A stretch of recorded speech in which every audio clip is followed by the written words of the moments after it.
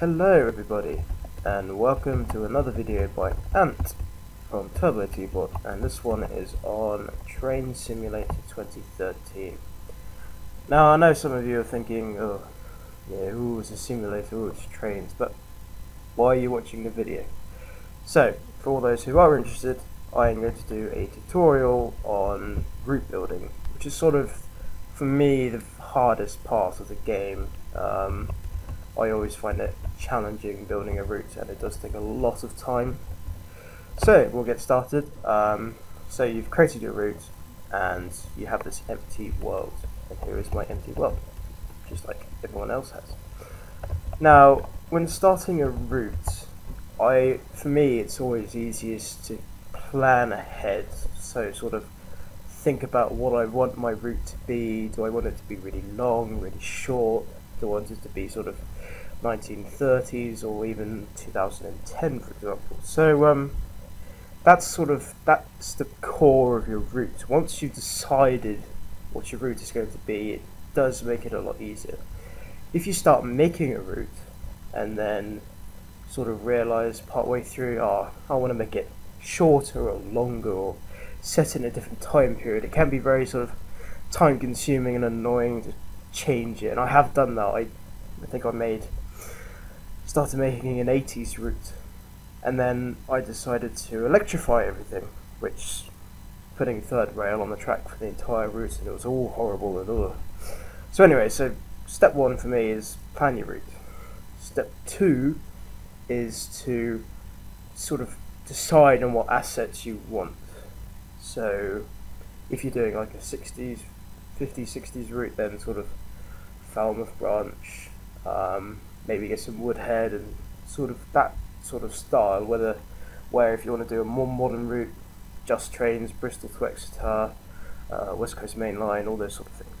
So for this route, I'm just going to use standard scene assets, nothing fancy, all the standard kit you get in railworks. So you decide what your route's going to be, you decided what you're going to use, now let's start. Now I normally start at the end of a route, so the end terminal station, for example, and so yeah, we'll get started on that. So we'll do a simple sort of a 2-platform station, and really it's not too complicated. We'll do a curve station, you draw a track like this. You don't have to worry about speed or anything, we'll do that later on. So I draw the first corner, and then here's a nice tip. When you're doing a platform, there's a little square up here. You click that and then drag it along the track like so. You can highlight the entire track, and it's a guideline for adding extra pieces next to the track, for example. So you click that little square, drag it along the track, and then you click this one here, which is called offset, and you get these fancy arrows here. Now they are pointing inwards, which is quite important. You can get caught out, and it's sort of, even I don't exactly know what they mean. But we're doing a station, for example, so when you're doing a station, you want the arrow facing outward. So you've got your track, you then go to the station tab, find the station. I'm using sort of a UK 01, we'll go for 5 meters. You click that, and there you go. A nice little platform you've got there. Now it is level with the track, so what you'll need to do is move it towards the track. Now the width of the train, sort of clearance of the track, is just over the edge of the sleep log. So you want to just about sort of bring it over the edge, maybe about that close, but you can move it later on. So once you've found how close you want to get the platform to the track, we'll raise the platform. So you click, I use about 2.5 for a decent sort of platform ramp at the end, 2.5 again, and then at the ends you put those down to 0 or just below the floor, and then the height of the platform, I generally use 144, because at the moment it's height 36. So if you move that up to 144, that is about right. So we'll go on that.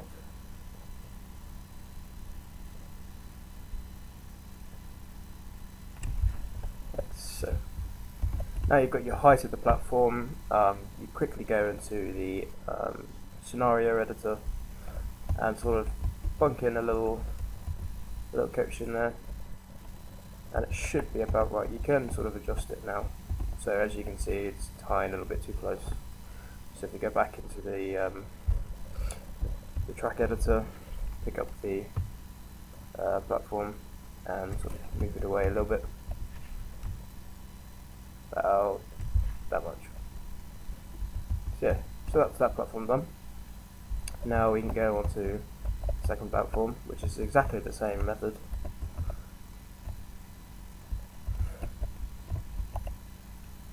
Drag it along, do that. Put the cone outwards, get the thing like that. And 2.5, 2.5, 0, 0. Then 144 and 144.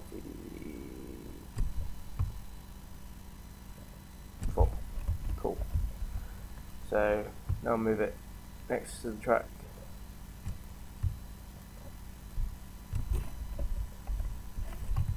That'll do. Okay, so now we have a nice simple station we've got here. So once you've got your station, you can sort of expand on the station buildings if you wish.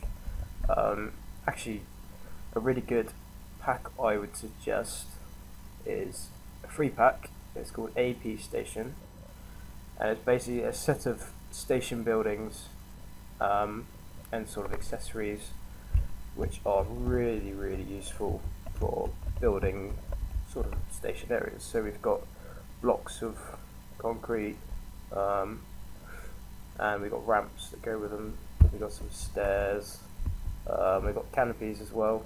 It's really good sort of scene assets, so we'll use these. I use them a lot when I'm building my own routes, and you sort of want one of these here, for example. And I don't know what's going on with my... Anyway, so you want to put it sort of sticking out a little bit, wide enough to put a station building on it, make it the same height, and then copy and paste it, drag it along there, nice and simple, and then there we go.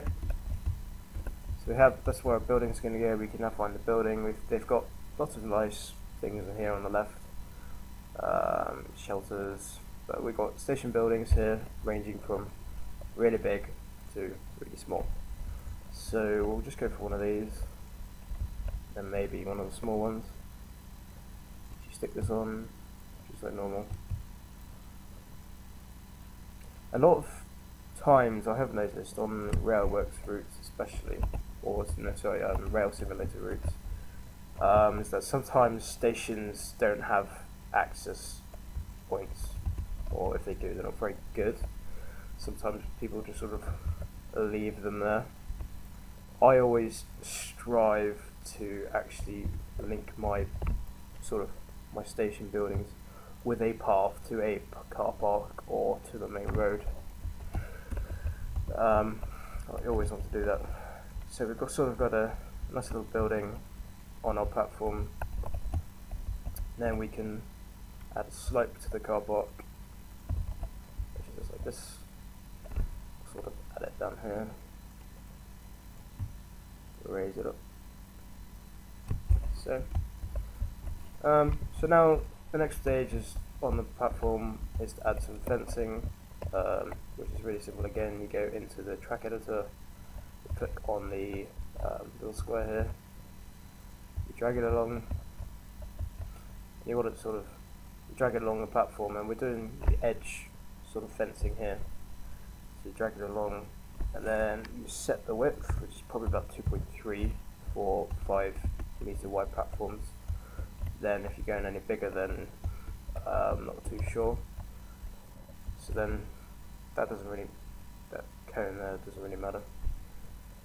So you go into the sort of fences and wall section, pick it white, or use that one, and then we have a nice station. And then we go over here, do it again on this side.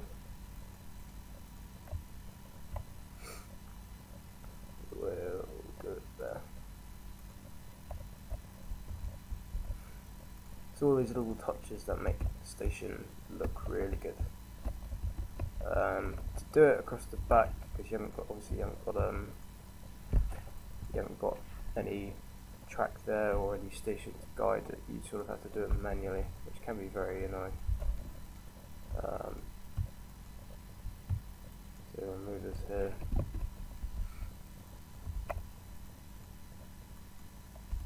And we'll move it along there. I think it's fine. That'll do. So there, so we've sort of got a nice little platform area. We could add some extra bit in here if we wanted to.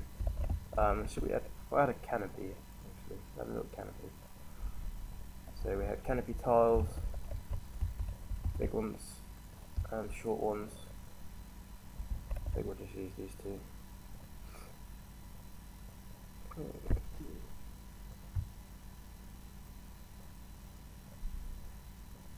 If I keep randomly pausing or randomly saying random stuff, then please ignore me. This is one of my first sort of commentary videos, and I normally concentrate on what I'm doing rather than speaking. I am a guy, so for me that is natural. So just simple really, adding a nice canopy to the station area, making sure it's at the right height obviously. So yeah, so our platform is starting to come together. If you want to, you can add platform signs and lights and things like that. It shouldn't really be necessary. One final thing before I end this video. A lot of times when I used to do it, when I first started, I would add the platform marker in the sort of the scenario editor, which is good, but it only does it for that scenario. So whenever you create a new scenario, you'd always have to add them to every single one. So what I've discovered, I don't know whether or not lots of people already have, if you haven't, go to the signal tool in here. So in here, go to the signals, type in, press M for marker, and with all these markers down here, and you've got marker platform.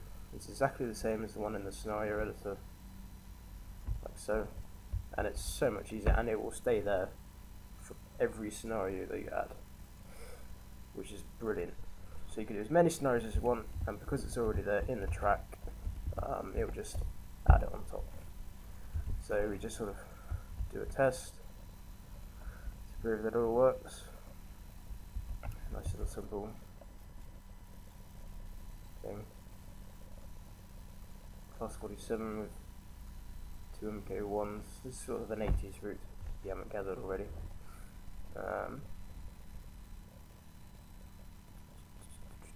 These loading screens haven't changed in a long time. It's kind of getting boring.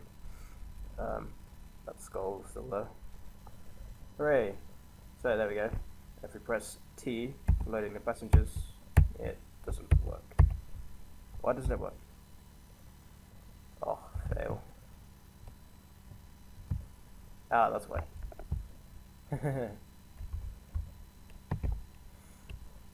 My fault. I'm terribly sorry if you're the quality of your YouTube here. If you feel that you've had a bad quality of YouTube and it's not your fault, please don't hesitate and do not bother complaining, because nobody will give you any help. No, I'm joking. Oh dear. I'm always a bad driver on camera. Okay, now we're connected up. And it works! Hurrah! There we go. So, a simple tutorial here on stations. I probably should have said that at the beginning. Anyway, so, a nice, quick, simple station tutorial on Railworks. There'll be more coming soon. I will expand this route. And I will see you guys next time.